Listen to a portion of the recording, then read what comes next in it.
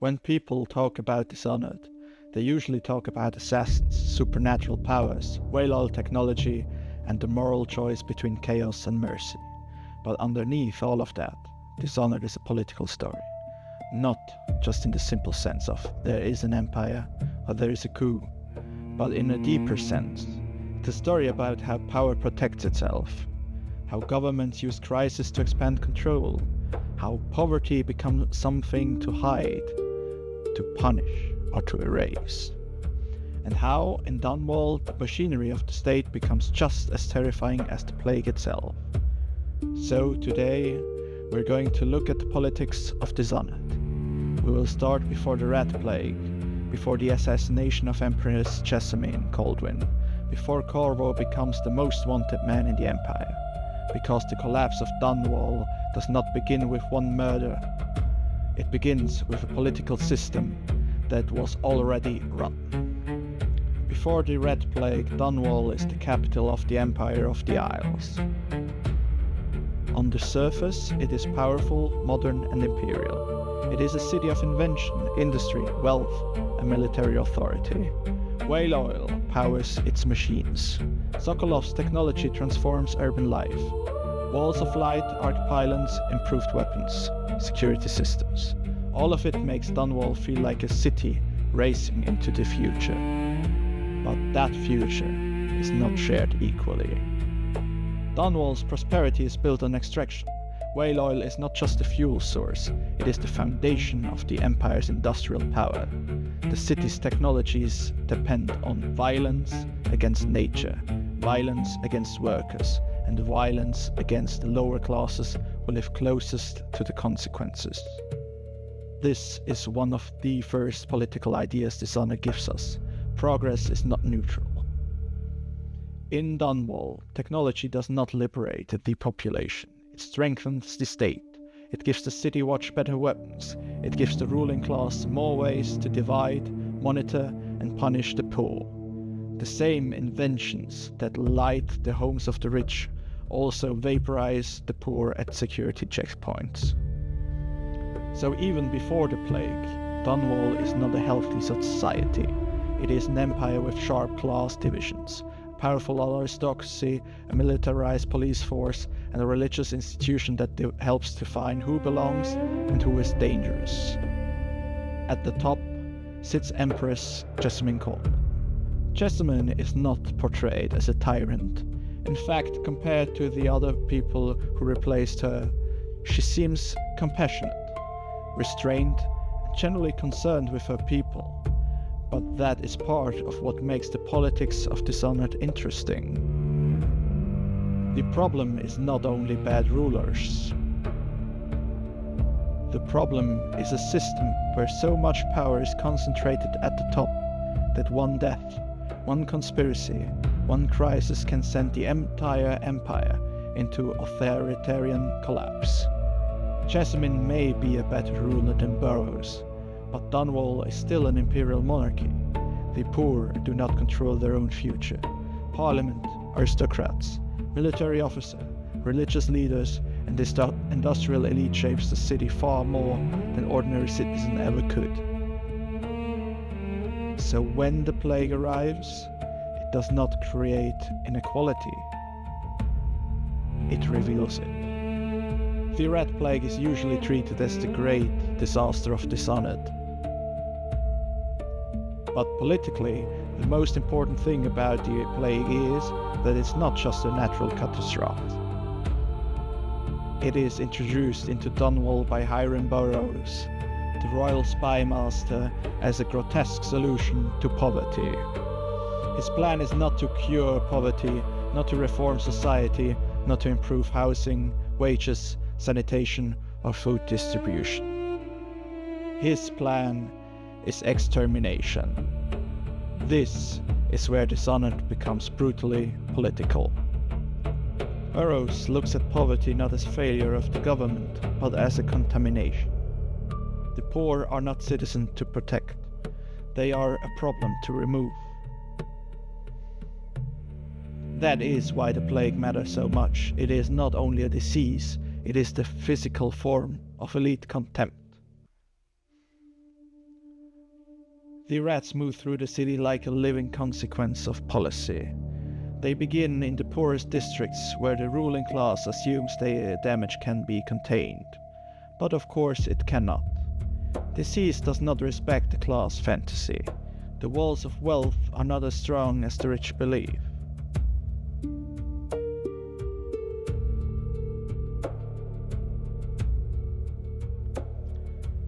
And when the plague spreads beyond control, the government does what governments in Dishonored often do.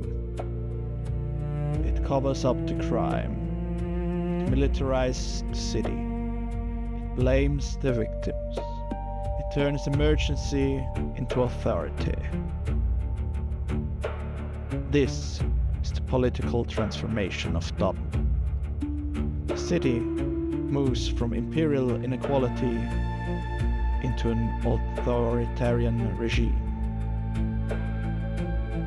The poor are quarantined, abandoned, or killed.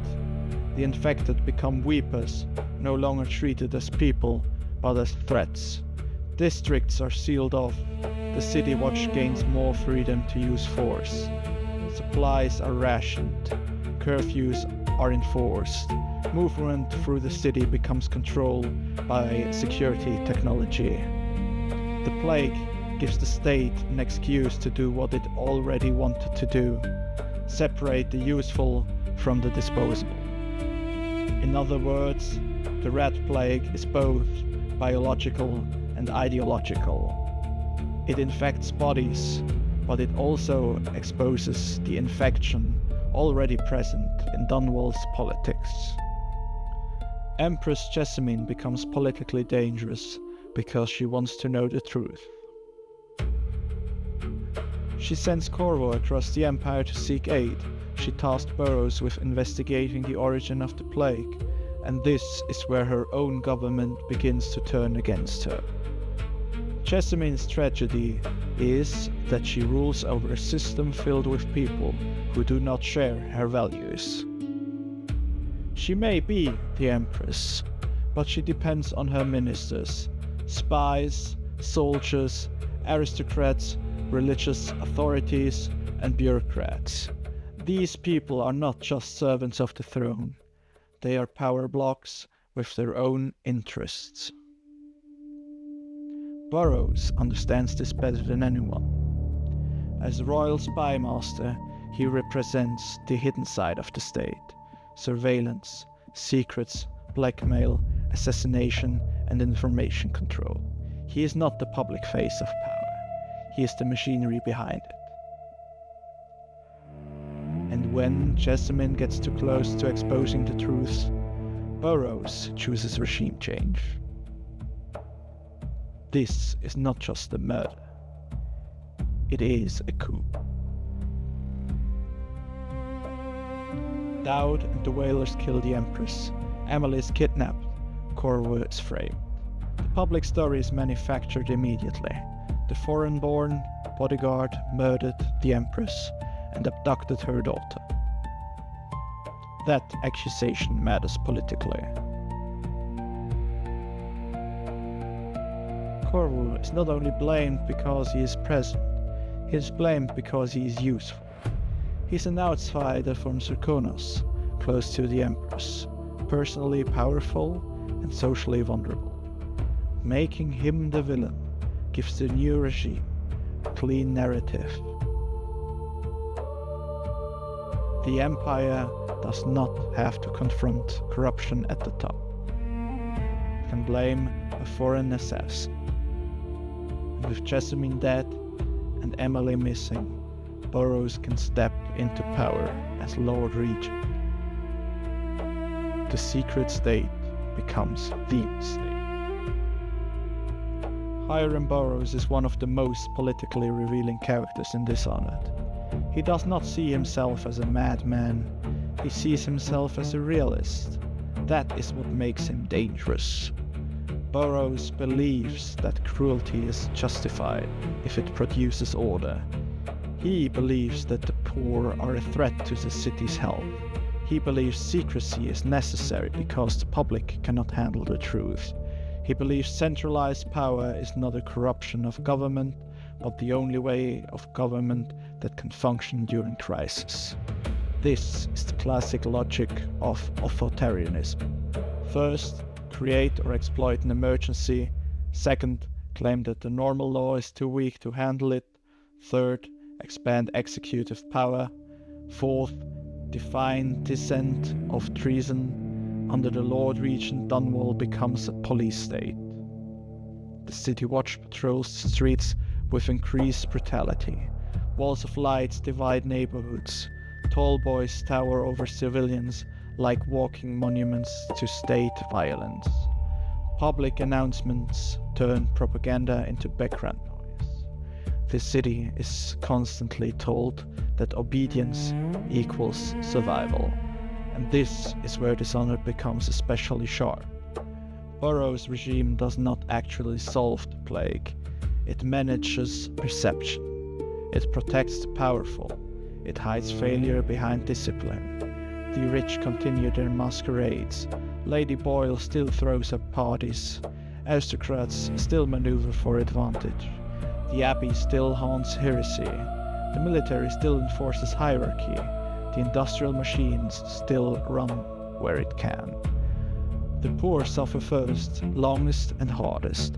This is not accidental, it is the point. The Lord Regent's Dunwall is not a broken version of the Empire. It is the Empire with its mask removed.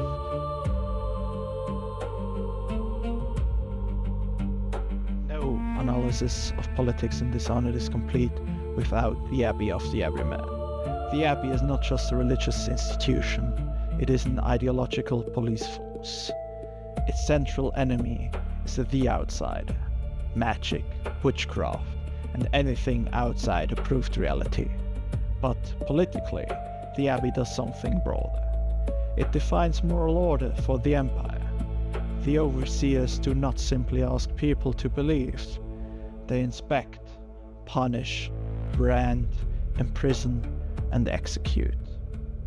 This makes the Abbey incredibly useful to the state. Where the City Watch controls bodies, the Abbey controls meaning. It tells people what is pure and impure, natural and unnatural, loyal and heretical. High Overseer Campbell is important because he shows the hypocrisy of this institution. Publicly, he represents discipline, faith, and moral authority. Privately, he is corrupt, predatory, and politically ambitious. That hypocrisy is not a side detail, it is the point. In Dishonored, institutions that claim moral purity are often deeply compromised. The Abbey condemns the outsider's mark, but its own leaders are marked by greed and abuse. It speaks of protecting society, but often protects hierarchy. The Abbey shows how politics and religion merge in Dunwall. The state needs enemies. The Abbey provides them. Heretics, witches, and the marked, the deviant, the outsider. Once a society accepts that certain people are spiritually dangerous, it becomes much easier to justify their removal. This mirrors the treatment of the poor during the plague. Different language, same function. Some people are citizens, others are contamination. At first, the Loyalists seem like the answer. They oppose the Lord Regent, they want to rescue Emily, they want to restore the rightful heir to the throne. They help Corvo escape and give him a mission. But Dishonored is not naive about resistance movements. The Loyalists are not a people's revolution. They are not trying to build democracy. They are not trying to dismantle the class system that made Burrows possible. They are elites fighting other elites over control of the throne. Admiral Havelock, Trevor Pendleton, Teague Martin claim to serve Emily, but their politics are built on control. Emily is valuable because she is legitimate. She gives their future regime a legal and symbolic foundation. They do not want to free the Empire. They want to rule it through her. This is one of the smartest political turns in the game. After Corvo defeats the Lord Regent, the story does not end, because removing one tyrant does not automatically fix the system that produced him. The Loyalists betray Corvo because he becomes inconvenient. He is too close to Emily, too powerful, too independent, too morally unpredictable, so they poison him. This betrayal reframes the entire restoration project. The Loyalists were never simply the good side. They were a rival faction within the same political world. Aristocratic, conspiratorial, paternalistic, and willing to use violence while calling it necessity. The difference between Burrows and Havelock is not that one uses power and the other does not. The difference is that Havelock waits his turn. Corvo is interesting because he's both inside and outside power. He is royal protector, close to the Empress, possibly Emily's father, and one of the most important figures in the Empire. But he's also from Zirconos, not Crystal. He's vulnerable to xenophobic suspicion. Once framed, he has no institutional protection. His fall shows how quickly status can disappear when the state controls the narrative. Politically, Corvo becomes a weapon, moving through bodies of the ruling class. He eliminates Campbell, the Pendleton twins, Lady Boyle, Burrows, and eventually Havelock's faction. But the meaning of that violence depends on the player. This is where the chaos system becomes political. High chaos is not just evil mode. It is a model of revolutionary violence without restraint. Corvo can tear through Dunwall, killing guards, officials, gang members, nobles, servants, and anyone in his way. The result is a city that becomes even more unstable. Low chaos, on the other hand, is not pure pacifism. It is controlled intervention. Corvo still destroys lives. He still removes people from power. He still acts outside the law, but he does so with restraint, minimizing collateral damage. The game is not saying politics can be clean. It is saying methods matter. The future of Dunwall is shaped not only by who wins, but by how they win. This is why Emily's development matters. Corvo is not only restoring a monarch, he is teaching the next ruler what power looks like. If Corvo is merciful, Emily learns mercy. If Corvo is ruthless, Emily learns ruthlessness. Emily's claim to the throne is based on blood. That is monarchy. But the game asks a deeper question. Is legitimacy inherited or earned? Emily is the rightful heir, but that alone does not guarantee a just future. The entire Loyalist conspiracy is built around the idea that her bloodline matters more than her agency. To them, she is a symbol, first, and the person second. That is why her relationship with Corvo matters so much. Corvo can either protect Emily as a future ruler with moral responsibility, or he can turn her into the heir of violence. In low chaos, Emily's reign can become a golden age. The plague is overcome, Dunwall stabilizes, Corvo remains by her side, the Empire survives. In high chaos, the restoration becomes hollow. The throne is reclaimed, but the city remains brutalized. Emily may inherit power, but she also inherits blood, fear, and instability. This is one of Dishonored's central political arguments. A regime is not redeemed just because the right person sits on the throne. Power must be practiced differently. Otherwise, restoration is only another costume for domination. What makes Dishonored so effective is that politics is not limited to cutscenes. It is everywhere. It is in architecture. The rich live above, behind walls, inside guarded estates and masked parties. The poor live below, in flooded streets, infected districts and collapsing apartments. It is in technology. Walls of light do not simply protect. They sort people into authorized and unauthorized body. It is in sound. Propaganda speakers turn the Lord Regent's voice into part of the city's atmosphere. It is in disease. The plague does not hit everyone equally. It is religion. The Abbey turns fear of the supernatural into social discipline. It is in economics. Whale oil industry, aristocratic patronage, and black market survival all shape who has choices and who does not. Dunwall is not just a setting, it is a political machine. Every mission sends Corvo into one part of the machine: the religious state, the aristocracy, the military, the intelligence apparatus, organized crime, industrial science, and finally, the revolutionary faction that wants to replace the current rulers.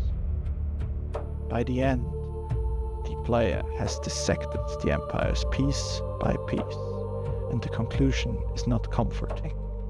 Every major institution in Dunwall is compromised.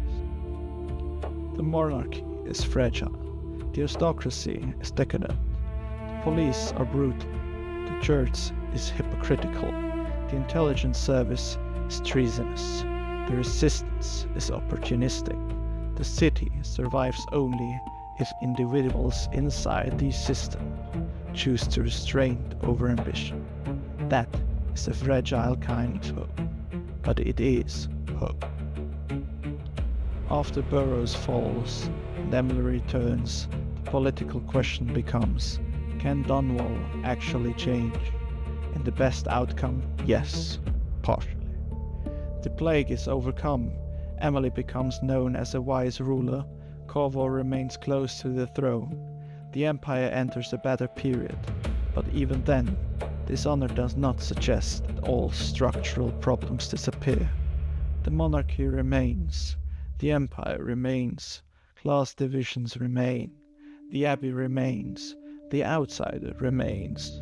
The machinery of power is damaged, but not dismantled. This matters because Dishonored 2 later shows how fragile the restoration really was.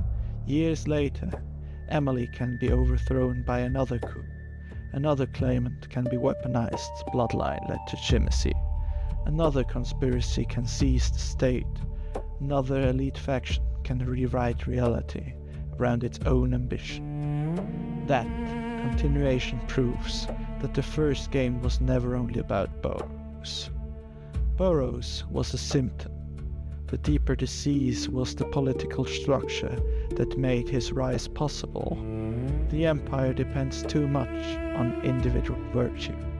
If the ruler is good, things improve. If the ruler is weak, distracted, cruel, or betrayed, everything can collapse. That is the danger of monarchy in Dishonored. The fate of millions depend on the character, survival, and information access of one person. And in Dunwall, one knife in the garden is enough to change history. So, what is the politics of Dishonored really about? It is about power under pressure. Before the plague, Dunwall is already unequal, imperial, industrial, and heavily policed. During the plague, those inequalities become deadly. The poor are sacrificed. The state becomes openly authoritarian. Technology becomes a tool of control. Religion becomes a weapon of social discipline. After Jessamine's assassination, the Empire does not simply fall into chaos. it is reorganized by people who understand how to use fear. Burrows uses fear of disease. The Abbey uses fear of heresy. The Loyalists use fear of illegitimacy. The aristocracy uses the fear of disorder. And Corvo, depending on the player, can either break the cycle or become another expression of it. That is why Dishonored still works so well as political fiction. It does not give us a simple battle between good and evil. It gives us a city where every institution claims to protect order by quietly feeding on the people beneath it. The Red Plague may be the visible horror, but the real plague is power without accountability, and Dunwall was infected long before the rats arrived. If you enjoyed this analysis, let me know which part of Dishonored politics you want to explore next. The Abbey of the Everyman, the outsider as a political symbol, the class system of Dunwall, or how Dishonored 2 turns the politics of inheritance, legitimacy, and the Empire into an even bigger crisis. Thanks for watching, and remember, in Dunwall the question is never just who holds the blade, it is who gave them permission to use it.